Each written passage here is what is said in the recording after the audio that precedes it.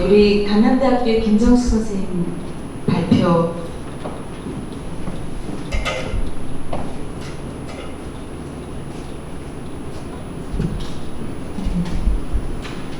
선생님 뭐 너무 잘 저는 수행성의 미학으로 선생님을 벌써 뵈가지고 좀 뵙고 싶었었는데 오늘 두 번째 뵙게 되네요.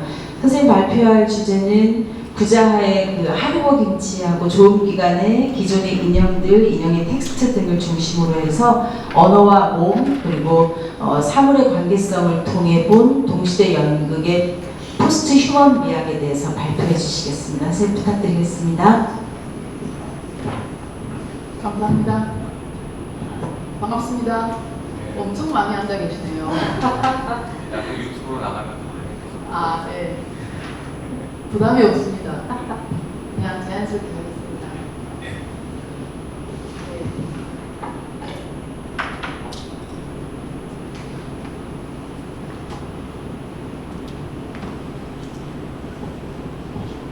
네, 제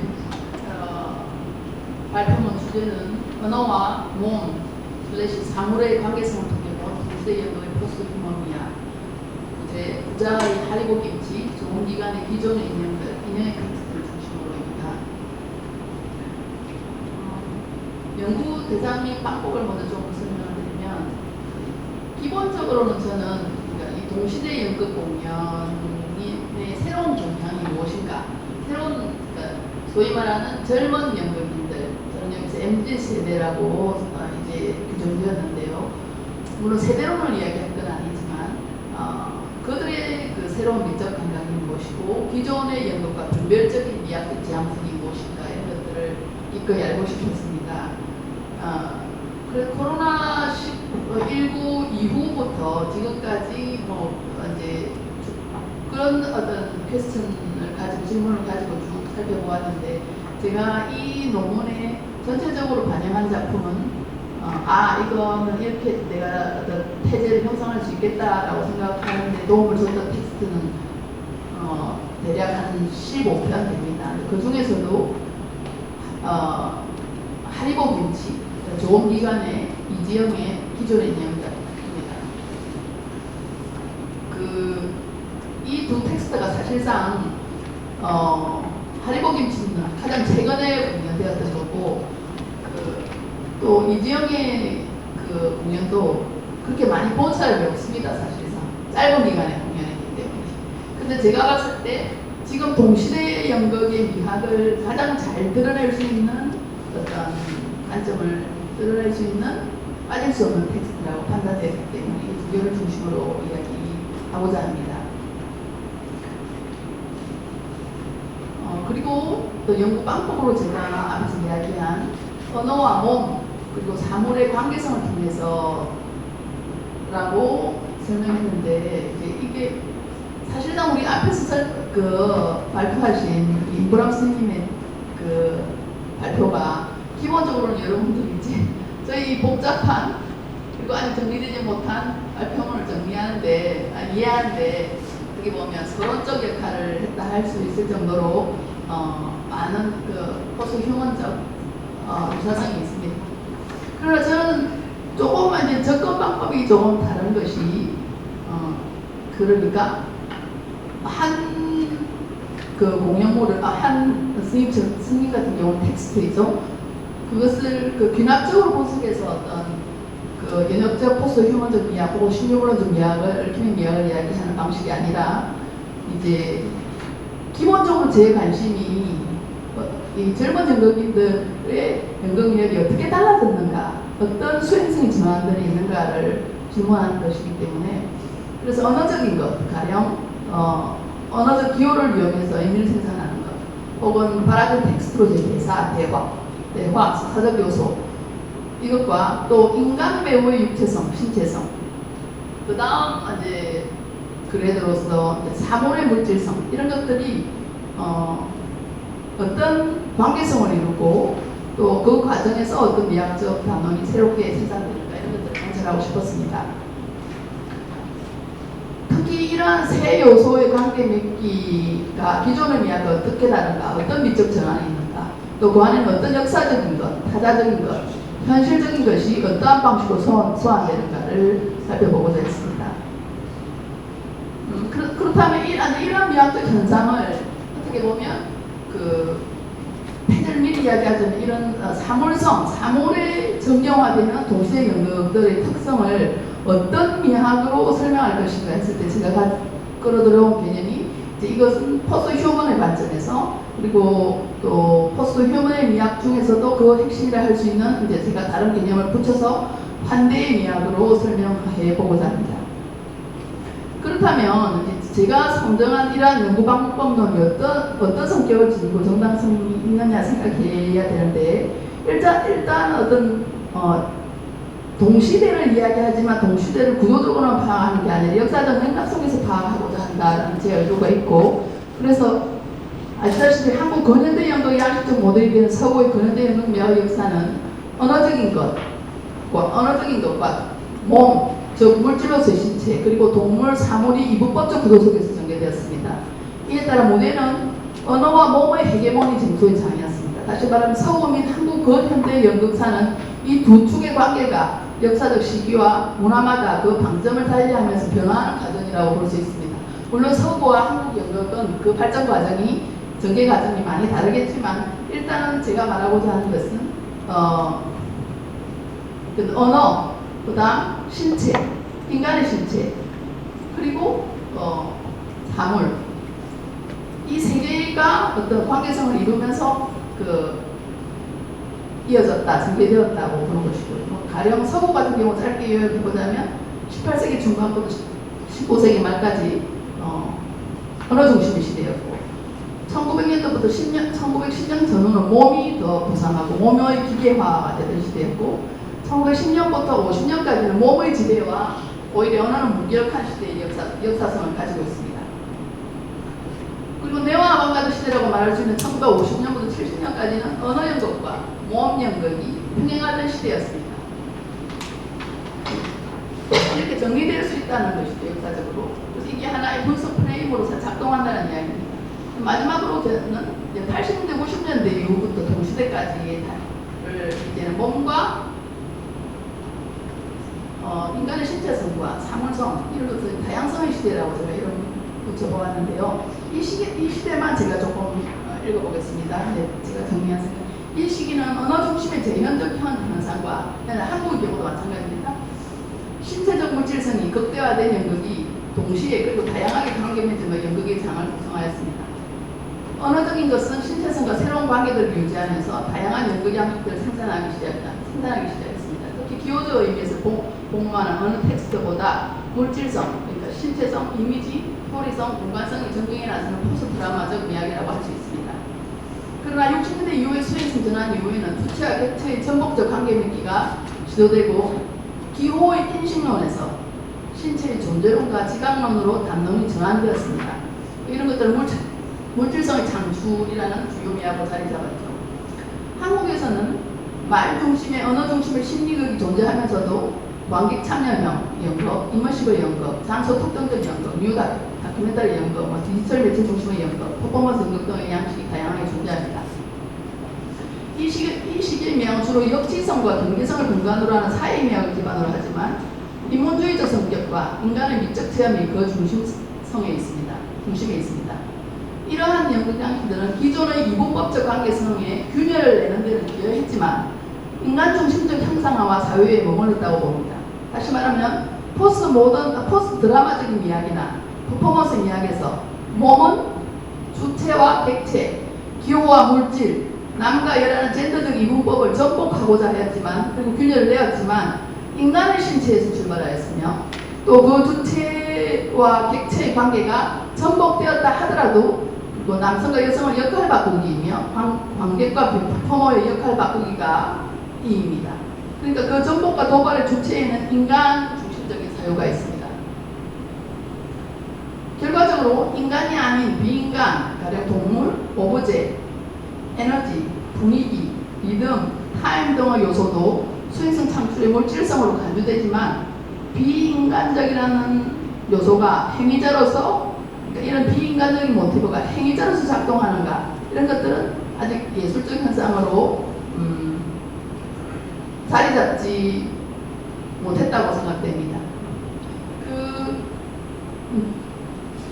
그러나 필자는 위에서 언급한 MZ세대 연극에서 기존의 인간 중심적 수행성의 미학에서 한 발자국 이동된, 그러니까 지금 제가 주장하고자 하는 태제 1번입니다. 필자는 언급한 MZ세대 연극들에서 기존의 인간 중심적 수행성의 미학에서 한 발자국 이동된, 즉 언어와 신체의 관계축이 다시 재구성된 부분을 발견할 수 있었습니다. 다시 말하면 역사적이고 구조적인 관점에서 바라봤을 때 동시대 연극미학은 그 구심점이 기존의 미학에서 이동해서 재배치된 면이 있습니다. 이를 저는 포스트 휴먼 개념과 연결해서 설명하고자 하고 수행성의 포스트 휴머니즘적 정한이라고 상추해서 설명할 수 있겠습니다.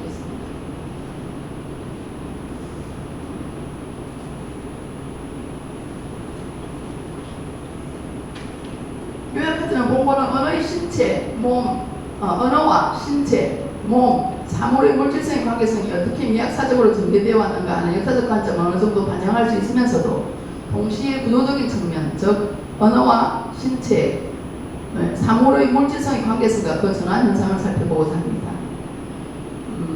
그래서 이 관점은 지금 이 학회의 주제와 연결되는 부분인데요. 지금 이 시대와 같은 역사적 전환기에 역사적 미학적 변화의 지점과 새로운 미학적 지향점을 찾을 때 통찰적인 인식을 가져다 줄 수 있다고 봅니다. 그러나 언어와 신체, 몸으로 나누는 이분법은 결코 분리될 수 없는 것입니다.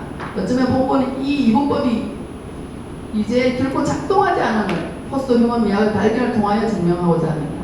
다시 말하면 MZ세대의 연극에 나타나는 새로운 감각 및 존재론적 미학은 첫째, 인간 중심의 몸이 아니라 비인간, 몸 사물로서의 물질성 창출의 미학으로서 그 행위성이 전환되고 있다. 신체성의 담론이 포스트 휴먼적 사물의 정경화에 있음을 통찰하고자 합니다. 그러니까 포스트 휴먼적 사물의 정경화 이 부분은 이제 제가 증명해야 되는 부분이죠. 둘째는 주체와 객체 담론을 관점에서 보았을 때 필자의 연구 대상들은 주로 포스트 휴먼적 주체, 그러니까 포스트 휴먼적 주체가 무엇인가를 제가 설명해야 되는데 포스트 휴먼적 주체의 등장, 즉 공연의 수행성은 관계적 주체의 형성에 있음을 말하고자 합니다. 자, 그 다음 장은 포스트 휴먼적 타자의 윤리로서 반대의 미학인데요. 이 부분은 사실상 이제는 저는 많이 브라이도티 이론에 의지했고요. 그러나 지금 이행되고 있는 포스트 휴먼 담론에 대해서 저는 그냥 가장 기본적인 출발점만 가져와서 그걸 기본 토대로 이야기를 엮어 나가고자 합니다. 일단 지금 13페이지죠. 포스트 휴먼 담론에서 가장 중요한 것은 아주 짧게 이론들을 설명하겠습니다. 이미 또 많이 아시고 또 보람 선생님이 앞서서 많이 설명해 준 부분이기 때문에 그러니까 지금 21세기에는 이제 기존의 1960년대 이후의 비판적 사회 이론을 다시 성찰해야 한다. 미학적으로도 1960년대 이후에 수행성 미학 혹은 아방가드 미학이 지금 결론적으로 제가 말하자는 것 다시 성찰되어야 한다. 이제는 인간 중심이 아니라 사물성의 미학, 사물성의 수행적 미학으로 이제 전환되었다, 이행되고 있다 이 말을 주장하는 것이니까요. 그래서 좀 다르게 접근해야 한다. 지금까지 일반화된 변함없는 정체성이나 하나의 정체성에 대한 담론은 허구이다. 그래서 다층의 혹은 복수의 주체 위치들을 동시에 그리고 비위계적으로 정해야 한다. 이런 것들을 도티는 유목적 주체라고 합니다. 그래서 사실상 좀 보면 포스트 휴먼 미학이라고 나오는 공연들을 아까 우리 김 스님도 공연이 너무 어려워서 희곡을 분석했다 이렇게 말씀하셨는데 제가 느끼는 것은 이 MZ세대의 연출자들이 엄청 공부 많이 하고 어쩌면 어떤 자신들의 사유를 장면화하기 위해서 이렇게 억지로 집어넣는 어떤 그런 부분도 있지만 관건은 지금 이 세계가 그들이 구현하고자 하는 것이 매우 복잡한 세계를 다루고 있다. 그리고 이 복잡한 세계가 저희들이 이제까지 잘 적응하지 못했다는 것을 잘 모르는 것들이라는. 그래서 아주 복잡하고 저렇게 저보다 먼저 포스트 휴먼 공부를 저보고 하라고 처음 알려주신 분이 아주 텍스트가 공연이 어려워서 희곡 부족을 했다라고 말이 나오죠. 전체가 매우 복잡하다는 생각이 들고요. 그럼에도 불구하고 복잡한 세계를 좀 단순화하지 않으면서도 파악할 수 있는 이런 이제 도구가 필요한 것이죠. 저 시간 좀 조금마다 정해주세요. 네. 7분 정도 남았어요. 7분 남았다고요? 네. 네. 그래서 기본적으로는 좀 이상적이지도 않으면서도 공격적이지 않은 그런 이론이고 그렇기 때문에 조금 그 이전의 것들과 다른 형태라고 할 수 있습니다. 그리고 제가 포스트 휴먼 이야기에서 형상화 개념을 이제 저는 적극적으로 사용하고 이 형상화 개념이 바로 어떻게 보면 여기는 개념을 이렇게 규정했는데 특정한 지정학적 역사적 위치를 나타내고 보편성이 아니라 복잡한 특이성 그러니까 그 귀납성을 나타내는 표지로서의 형상화입니다. 그러니까 우리가 일반적으로 기존의 이야기에서 이야기하는 형상화 개념이 아니라 포스트 휴먼에서의 형상화 개념은 이런 어떤 현장성을 베이스로 한 그 형상화 개념이라고 판단되었습니다. 그래서 그런 개념을 사용하고요. 그런데 이런 베이스로 봤을 때 제가 생각했을 때 제가 이 타자의 윤리학으로서 반대 철학 이것에 좀 많이 경도되어 있었는데 그걸 좀 연결하고 싶었습니다. 제가 생각했을 때 지금 타자의 이야기라고 이야기되는 타자의 윤리 이런 것이라고 생각되는 포스트 휴먼 담론의 핵심은 기본적으로 타자 간의 관계망 형성으로서의 타자의 윤리학 그러나 더 나아가 보면 그 핵심에는 환대의 윤리학임을 주장하고자 하고 그래서 그 환대의 이론으로서 기본적으로 자크 데리다의 환대의 개념을 가져와서 이렇게 설명합니다. 그러나 환대의 개념도 그리고 기존의 타자의 윤리학도 전부 다 인간중심적 이론이기 때문에 이런 것들을 포스트 휴먼 이론과 합쳐서 더 이 이론들을 확장하면서 그러나 그 핵심이 소위 말하면 달라진 시대에 또 만약 포스트 휴먼 주체라는 게 뭔가 우리는 어떻게 포스트 휴먼 주체로서 살아갈 건가라고 생각했을 때 우리가 지향해야 될 지점이 바로 어떤 반대의 이야기 아닐까 하고 사유하고 그렇게 지금 이 논문에 이 글에 글귀를 짜고왔습니다. 이제는 귀납적으로 사례 이 두 작품에 대한 분석인데요. 이제 제가 구체적으로는 시간상 못 들어갈 것이고 그럴 의도도 없고요.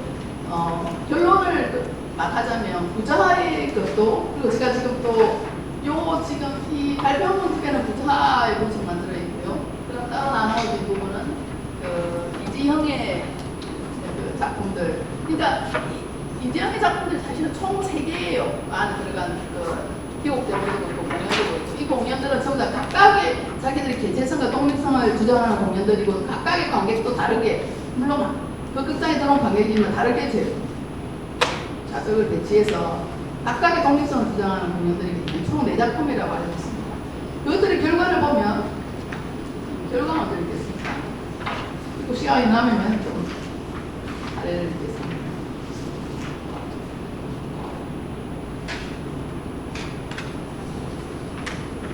동시대 연극에는 고전적 의미의 대화, 즉 등장인물 간의 언어적 발화에 의해 사건이 전개되거나 진행되는 심리적 축적이 일어난 장면적 전개 양상은 이소간에 거의 존재하지 않는다.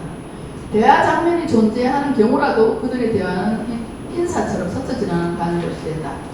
기존의 연극미학으로 말하자면 대화 장면, 즉 다이얼로그의 부제라고 말해도 과언이 아니다. 동시대 젊은 세대의 연극에서는 인간과의 대화에 의미를 두는 것보다 이러한 양식을 거부하는 것으로서 자신들의 미감과 삶의 존재 방식을 드러낸다.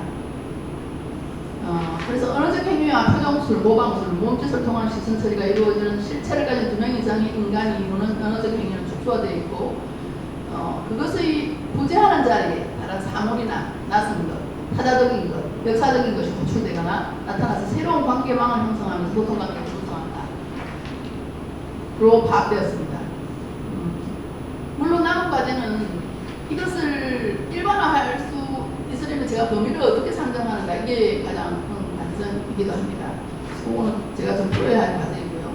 그래서 필자 연구 사례는 대화 상대, 갈등의 상대 혹은 호응의 상대로서 인간 대신 그 대화의 실체가 사물로 이동한다. 즉 거인과 같은 초월적 존재 혹은 환영적 존재, 자연적 생물적 존재, 여기서 부자의 이야기에서 달팽이, 장어 이런 것이 또 인공적인 것, 인형, 로봇 혹은 인공지능과의 대화를 통한 공연 이런 것들 혹은 사체의 등이 그것이다. 언어적인 것과 신체적인 것, 그러니까 신체적인 것은 인간의 육체성과 신체성, 자연과 사물의 몸성의 관계성 속에서 사물이 행위성을 지닌 채 주체적 입장이 부여되며 또 퍼포머나 배우의 발화는 사물과의 대화를 통해서 혹은 사물과 맞닥뜨려짐으로써 그 과정을 통과하면서 사물에 대해 경청하게 하고 진술하고 또 낯선 것, 역사적인 것이 다시 기억되고 소환되면서 아까 우리 김보람 선생님께서 자주 표현하신 열리면서 그들의 관계는 유동적으로 다시 재구성된다. 그러면서 경유되면서 재배치된 유목적 주체로서의 포스트 휴먼 주체가 나타난다. 이렇게 볼 수 있어요. 전체적으로 정리를 하자면. 그러면 여기서 환대의 미학, 짧게 이야기하면 환대의 미학이 어떻게 지금 아무런 말을 하지 않았습니까? 이렇게 질문할 수 있는데, 이제 환대라는 개념 제가 15페이지로 돌아가 볼까요? 자크 데리다의 환대 개념을 가져와서 설명하는데, 자크 데리다는 이렇게 설명합니다. 가령 환대, 호스피탈리티, 부름이라는 어원상 주인과 손님이 동시에 존재하는 호스트를 바탕으로 한 장소를 바탕으로 한다. 잠시 머물다가는 손님을 환대하고자 하는데, 만약 그들이 이런 이미지와 거리가 멀다는 게 판명되면 가령 그들이 돈도 없고 교양도 없는 데다가 남의 나라에 와서 자기네 방식을 고집한다면, 게다가 금방 돌아가지 않고 눌러앉아 우리의 일자리를 빼앗고 우리 여자들을 건드린다면 그들에게 주어진 환대는 철회될 것이다. 즉 외국인에게 주어지는 환대 혹은 사회적 성업권은 조건적이라고 할 수 있다. 자크 데리다는 예고 없이 방문한 이방인을 위한 환대, 보답을 기대하지 않으면서 심지어 상대방이 누구인지조차 확인하지 않은 환대, 이런 환대를 순수한 환대, 절대적 환대라고 말하는데, 이런 것들은 거의 불가능한 환대입니다. 그러나 데리다는 이러한 환대가 그러니까 아무리 개방적인 사람도 오는 사람에게 모든 문을 열어줄 수는 없다. 그럼에도 불구하고 환대는 이 불가능한 환대의 그림자 속에 일어난다. 그러니까 이 불가능성이 기준으로 서 있어야만 그것은 이제 다양한 그 관계성에 있어서 어떤 환대가 이루어지는가 하는 것들이 그러니까 일반적으로 이야기하지 않고 그 현장 속에서 관계성이 정립될 수 있다라는 거.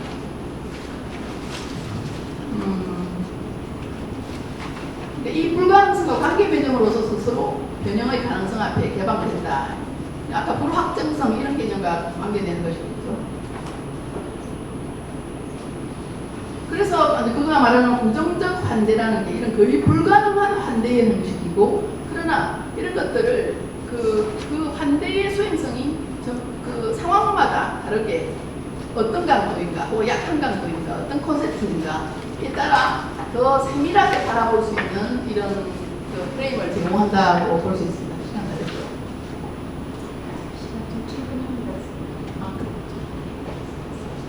그래서 전체 얼개는 설명이 되었고요. 이 사례에 대해서 조금만 더 이야기하자면, 이 사례에서는 어떻게 드러납니까? 보시다시피 하리보 김치 이야기가 이 환대 개념으로 좀 설명하기 좋은 어떤 디아스포라적인 주체에 대한 이야기고, 부자는 유목적 주체로서 인간 주체와 사물 주체의 하이브리드 만남, 이렇게 제가 문제를 지어봤는데요. 이야기 구성들이 전부 다 보면 시작은 빨간 지붕에 포장마차 한 대에 토포모 부자가 마차를 열고, 포장마차입니다. 열고 초대된 2명의 손님을 위해 소맥을 만든다. 그 다음 제가 이제 18페이지입니다.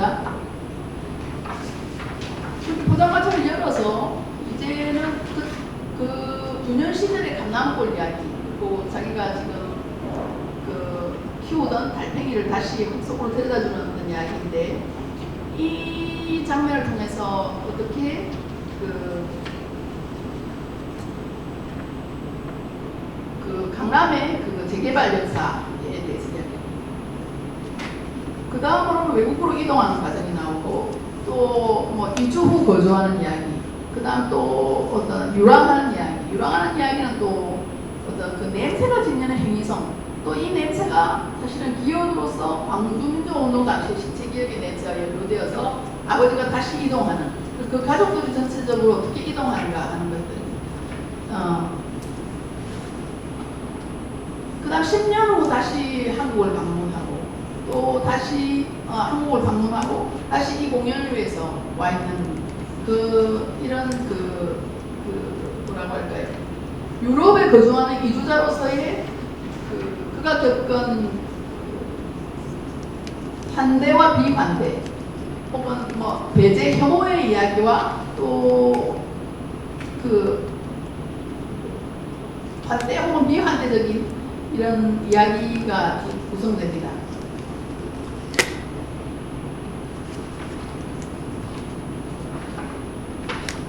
하리보만 제가 좀 이제 정리를 하자면 하리보를 정리하는 것으로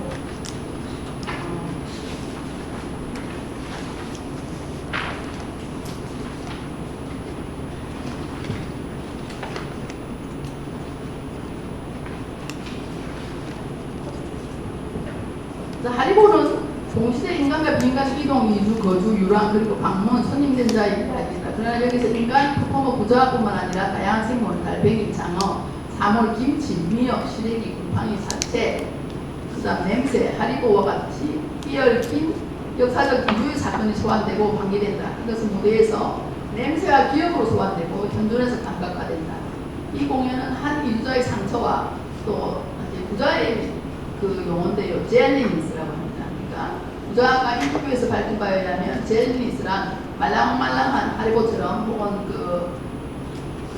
장어처럼 미역처럼 말랑말랑한 젤리류가 지니는 탄력성, 상처의 회복성을 의미한다. 그러니까 사실은 어떻게 보면 그 공연을 전체적으로 관통하는 모티브가 있단 바로 이 젤리니스입니다. 그 젤리니스를 통해서 글로벌 시대의 이주자, 그리고 그들의 정체성에 관한 이야기로 요약할 수 있습니다. 다시 아까 이야기한 사물로의 수행적 전환, 이런 것을 포스 휴먼적 미학으로 바라볼 수 있는 지점이 있습니다. 좋은 기간의 공연도 사실 많이 본 사람이 없어요. 그런데 정말 매력적인 공연이고요. 저는 시간이 있다면 조금만 더 설명하자면 작품 자체 하나에 대해서는 지금 나눠준 프린트에 있는데 이 공연의 맥락적 형상을 짧게 이야기하겠습니다. 기존의 인형들이라는 작품이 몸에서 매우 저는 감동받았습니다. 부자의 공연을 보면서 그 아름다움에 취하고 그리고 그가 공연의 무게중심을 매우 긍정적이고 또 그러면서도 끊임없이 흔들리는 유동적 주체에 대해서 유목적 주체에 대해서 긍정적으로 표현하는 것에 대해서 감동한 반면에 기존의 인형이라는 이 공연을 보면 이 이재영이라는 인형 제작자의 그의 모든 연극 만들기 행위가 마치 구도자 같은 그런 느낌이 듭니다. 어떤 거냐면 이 좋은 기간의 기존의 인형들은 이재영 인형 작업자에 대해 추가 중심을 두었던 좋은 기간입니다. 그들이 만든 공연인데 이 이재영 연출가가 이게 잘 알려진 내용입니다.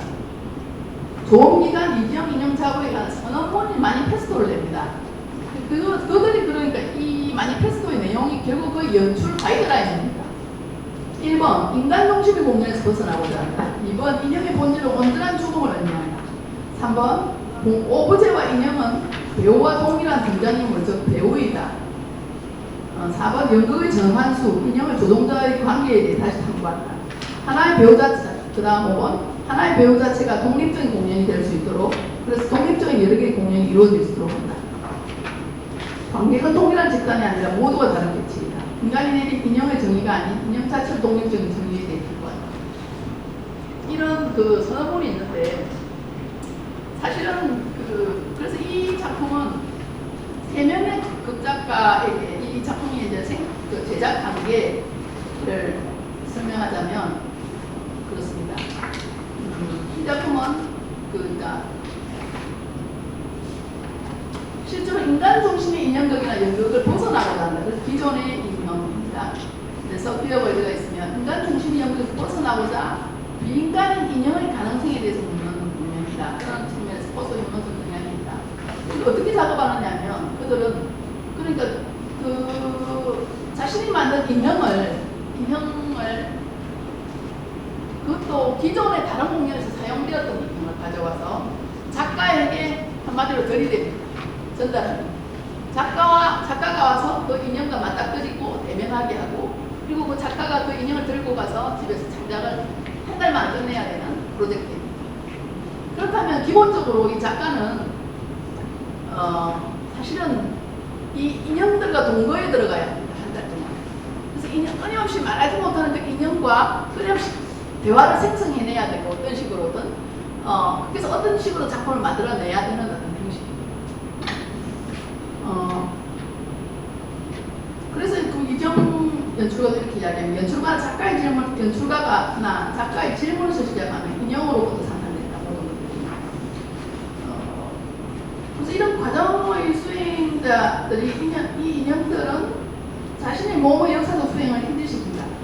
이 인형들이 기존의 다른 그 연극에서 사용되었던 공연이기 때문에 사실은 그 인형이 계속 이렇게 전달되면서 돌아다니고 있으니까 인형의 상처가 남거나 무슨 이야기가 있겠죠. 스토리가 있겠죠. 이런 것들이 또 이 작품에 일부 반영됩니다. 처음 공연되었던 예를 들어서 제일 먼저 공연되는 작품은 순서가 이렇게 공연됩니다. 기존의 인형들의 순서는 안정민이 한 명 또는 두 명의 인간을 바늘구멍 속에서 바늘을 이야기합니다. 제목도 어렵죠. 정말 텍스트를 빡세게 한 10번 읽으니까 이 주제를, 이 제목을 겨우 이야기하더라고요. 이 역시 사실은 이 제작 과정, 메타 연극적입니다. 이 제작 과정을 반영하는 그런 이야기로 구성됩니다. 이 어떤 이야기냐면 현대 이론적으로 봤을 때 낯선 자, 손님이 집주인을 잡아먹고 주인이 되는 불가능성으로 존재하는 부정적 반대 이야기로 거의 그러니까 데리다가 이야기한 불가능성으로서의 부정적 반대가 이 공연 안에서 일어나는 거예요. 낯선 자로 들어온 자 혹은 인형의 반영인 거인 혹은 인간의 반영인 거인이 결국은 완전한 기존의 자유를 가진 인간 작가를 잡아먹는 이야기예요. 그래서 약간 저는 SF는 모르지만 일단 SF적인 그런 성격이 있고 1분 정도 남았습니다. 마무리해주시죠. 이런 식으로 신효진 작가의 범람은 예를 들어서 몸과 로봇의 관계적 조치에 의한 돌봄, 또 얼굴 없는 타자에 대한 긍정 이런 것들이 일어납니다. 결국 이 공연은 아주 특이하게 신효진 씨의 작품은 극장에 이 자기들이 이 무대를 그 상수 오른쪽에 처박아 넣어버려요. 오두막인데. 저는 사실은 공연을 보지만 공연을 볼 수가 없었어요. 너무 멀리 있어서. 근데 제가 모임에 가서 다른 사람들이 어떻게 들었나 이렇게 보니까 다들 잘 안 보인다는 거예요. 실제로 저는 그 공연을 잘 볼 수가 없어서 눈이 나빠서. 그런데 이제 어쨌든 그런 불편함을 공동적으로 다 가지고 있던 것들인데 결국은 이 공연은 제가 여기서 서술해놓은 것은 어떤 경청의 서사가 어떤 경청들이 그러니까 몸과 소리와 소리화를 통한 경청들이 이루어지는가. 그러니까 언어가 소리화되고 공간화되면서 관객에게는 경청의 어떤 세계를 이루는 이런 사무성에 대해서 설명하고 있습니다. 마지막으로 그래도 우리 김연재 작가 그 이야기 안 하면 좀 속상할 테니까 이 연극은 사실 지금 제가 한 공연의 세 개의 작품이고 각기 다른 작품이고 관객은 각기 다른 포지션을 취해서 보는 연극입니다. 최고 어려운 작품이라고 할 수 있었는데요. 결국은 이 작품은 무슨 재미로 보느냐면 그 배선이라는 배우의 그 연기인데 그 중요한 건 그녀의 연기가 그 김연재 텍스트가 주는 신적 힘, 신적인 어떤 상상력 이런 것들을 그녀가 너무나 잘 표현하는 에너지적인 것 저는 그렇게 표현하는데요.